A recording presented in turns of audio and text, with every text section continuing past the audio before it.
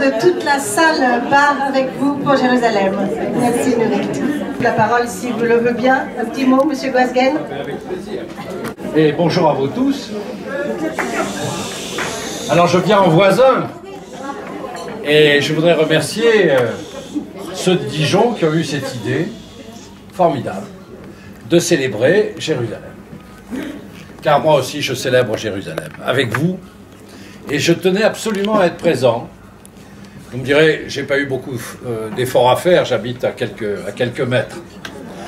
Mais je voudrais vous dire à quel point c'est pour moi non seulement un plaisir, mais une volonté d'être avec vous dans ce jour qui célèbre Israël.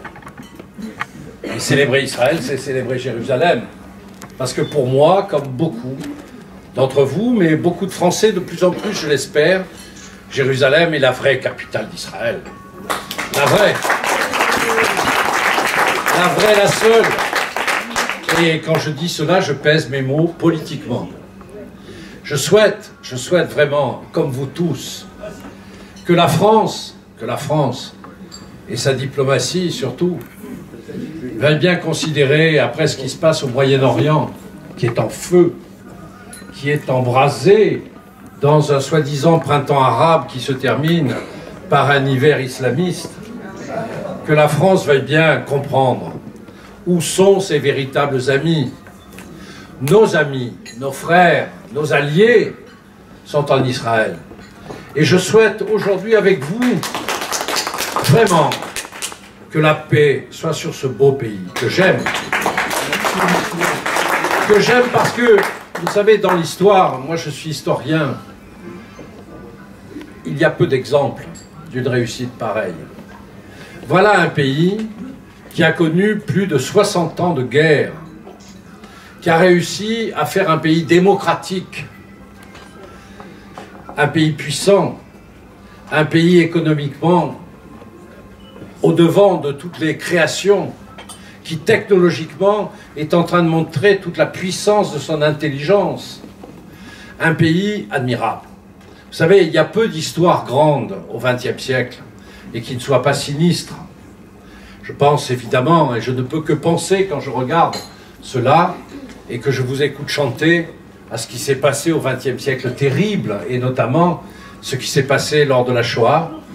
Je peux dire que vraiment il y a peu d'exemples dans l'histoire qui montrent un pays qui a réussi aussi brillamment. J'aime Israël profondément. Non pas comme un homme politique, mais avec toute l'affection d'un pays qui a su montrer que la démocratie n'était pas incompatible avec la reconstruction d'un pays, qu'on pouvait faire une grande démocratie en étant intelligent, en étant créateur, en étant dynamique. Mon Dieu, que la France revienne à de meilleurs sentiments. C'est ce que je souhaite avec vous aujourd'hui. Que la France rompe avec cette attitude qui, heureusement, ne concerne que la diplomatie, c'est-à-dire de croire que nos alliés sont ailleurs. Nos alliés au Moyen-Orient, comme les Américains, comme les Européens, doivent se trouver là, du côté de la Méditerranée, dans ce grand pays qui naît par son intelligence, par sa volonté.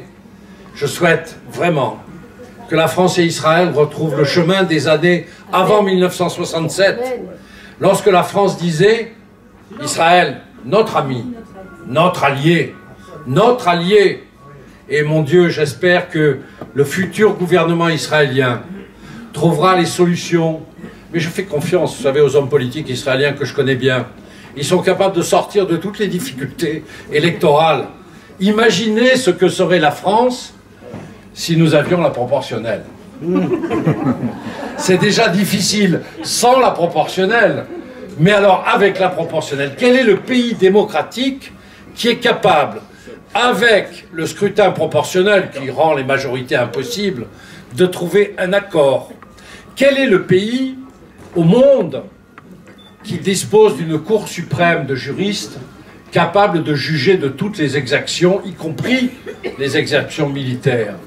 Vous savez, quand j'entends critiquer Israël, moi qui suis juriste, je me dis, nous avons beaucoup à apprendre. Je connais beaucoup de juges à la Cour suprême israélienne. Ce sont des juristes exceptionnels. Israël est un pays de droit. Israël est un pays de démocratie. Israël est un pays d'indépendance de la presse. Et Dieu sait si elle est dure à l'égard du gouvernement. Israël est un pays admirable. Je souhaite de tout mon cœur que cette année, avec vous, non seulement Jérusalem devienne la vraie capitale d'Israël reconnue, mais encore qu'Israël connaisse la paix. Car Israël mérite la paix et que la France, les États-Unis et nos alliés fassent tout leur possible pour aider ce grand pays d'Israël à être la démocratie exemplaire qu'elle mérite en Méditerranée. Vive Israël, vive la France, vive l'alliance entre Israël et la France. Je vous assure, ce n'est pas l'homme politique seulement qui parle, c'est aussi l'homme politique. C'est le cœur, c'est le cœur. Mon Dieu, que la France connaisse mieux Israël. C'est tout le métier des hommes politiques comme le mien qui nous permettra de faire connaître ce pays qui est trop méconnu.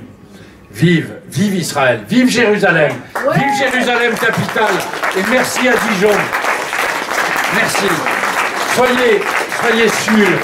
Vous savez, quand on combat pour des causes justes, on gagne. Même si on est moins nombreux, nous avons avec nous la justice, l'intelligence, la foi, et nous savons vraiment que nous gagnerons. N'ayez pas peur de l'avenir. Il y a en France, il y a aux États-Unis, il y a en Europe, il y a dans le monde des gens qui ne peuvent pas suffisamment parler, mais qui ont tout compris. Israël vivra, car Israël est un beau pays. Israël est un pays exemplaire. Israël est une belle démocratie. Vive Israël. Vive Israël.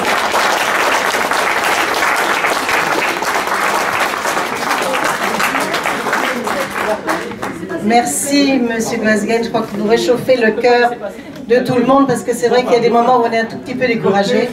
Vous savez, moi je suis député, il y a peu de choses à laquelle je crois autant qu'à l'existence d'Israël, à son développement, à sa présence. Pour nous, Français, et pour moi en tout cas, c'est un des plus beaux combats que j'ai menés dans la vie politique et j'entends le mener jusqu'au bout. Avec vous.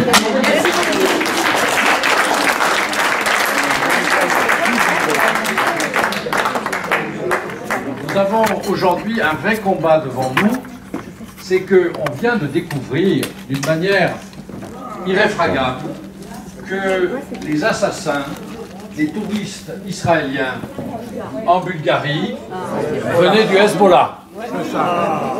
Et je trouve que c'est très important que nous nous battions pour que, enfin, devant le Parlement européen, le Hezbollah ne soit plus considéré comme un parti politique, mais pour ce qu'il est vraiment, c'est-à-dire un mouvement terroriste.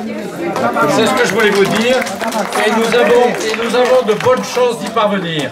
Vous savez, le Hezbollah est un parti politique, en réalité, qui ressemble terriblement au parti fasciste de l'avant-guerre.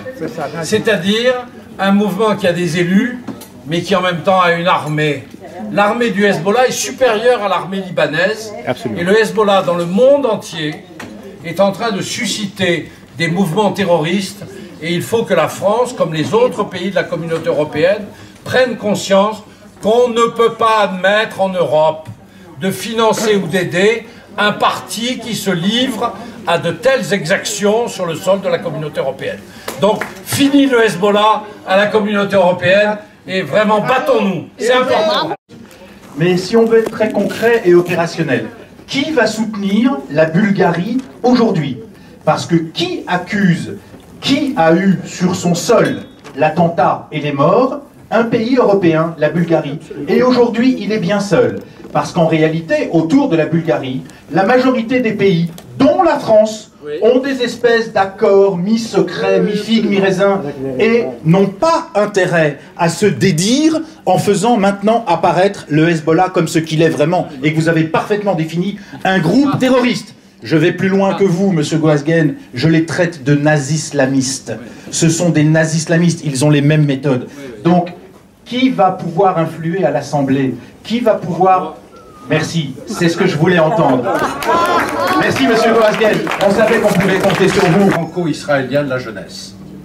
Comme nous avons fait un office franco-québécois, comme nous avons fait un office franco-allemand de la jeunesse, je crois qu'il est temps de mettre en place un office franco-israélien qui permette à de jeunes Français de toute confession d'aller en Israël se rendre compte de ce qu'est la réalité israélienne et de faire venir dans notre pays des jeunes Israéliens qui verront que la France, qui ne donne pas une impression formidable en Israël en ce moment, c'est le moins qu'on puisse dire, que cette France-là, eh bien, il faut la reconquérir. Donc je souhaite vraiment que depuis... Et j'espère que nous y arriverons parce qu'il faut être têtu. Vous savez, moi je suis breton, donc têtu.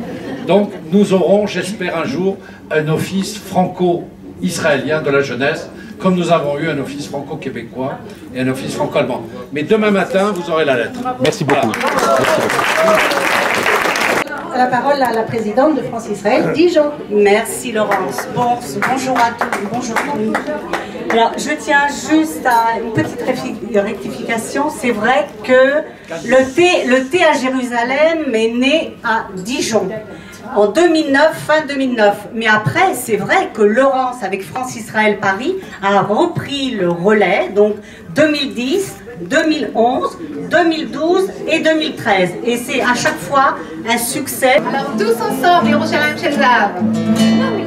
אוויר הרים צלול ביין וריח אוהלים מסתבר רוח ארבעים עם כל בהר בונים ובתרדמתי לה באבן שבויה בחלומה העיר אשר בדד יושבת ובליבה חומה ירושלים של זהב ושל נחושת ושלום הלא לכל שירייך עמים כינור ירושלים של זהב ושל נחושת ושלום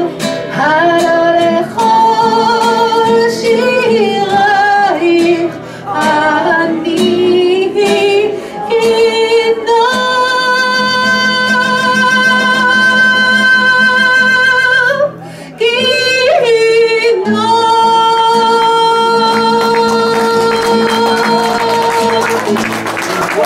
Merci à vous tous d'être là, de partager ce moment, Jérusalem. Merci à Laurence. Merci à toutes. Merci Nourit et Arié, on a passé une belle après-midi grâce à vous. Je me doutais bien que tout le monde aimerait chanter en hébreu. Hein. Je m'en doutais. Merci Nourit. Merci Laurence. Merci pour tout ce que tu fais pour l'amitié France-Israël qui se voit sur toi et je suis fière d'être là et de partager ce moment avec toi.